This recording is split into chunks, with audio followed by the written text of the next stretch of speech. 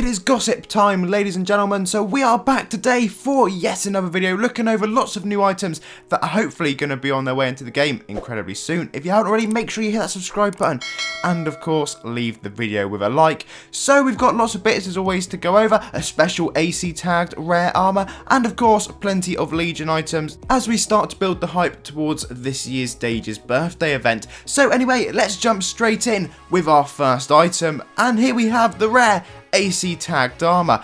As you can see from this, it is literally a tag with rare written on it, which is very appealing, and for me this is something we could very likely see for April Fools this year. Next up we have some Legion sets that Leia's come up with, and let us show you what those are. Okay, so we've got 3 different variants of armour, and I do really quite like all of these. I hope they're going to have some really nice effects. It certainly looks like it's some sort of blue flames, which always goes well on Dage's birthday. So you can bet quite a lot that you'll end up seeing that for this year. So we are going to briefly talk about this new potential Paragon. The reason I say potential is this is by no means confirmed, but I of course will keep you updated on this one as the weeks move forward. But the other armour in there, in case you're not aware from last week's gossip video, is the Dragon Caster. So do go and watch that if you haven't already. And here we have a little zoomed in one of what the Paragon armour would potentially look like, so keep your eyes peeled for updates on that.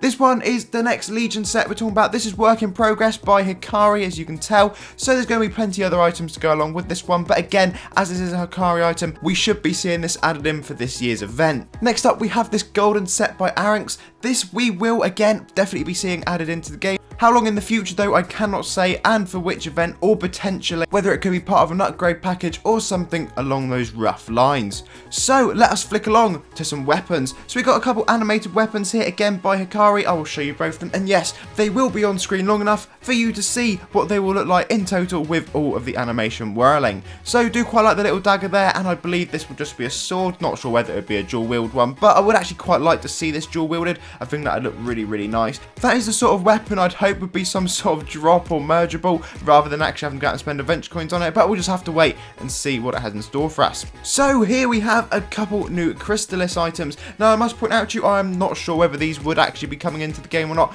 but when you do see a finished product that looks quite like this, more often than not we do end up seeing it. So fingers crossed for a little update potentially. Vampire Blade of Nulgath in inverted commas. The reason it is inverted commas is because it cannot be called that, because there is already a Vampire Blade of Nulgath in the game. So don't know what that would actually end up being called, but quite a nice item, and I just felt it was worth showing you guys. And there you go, as you can see on screen, that is what it looked like if you had it equipped to your char.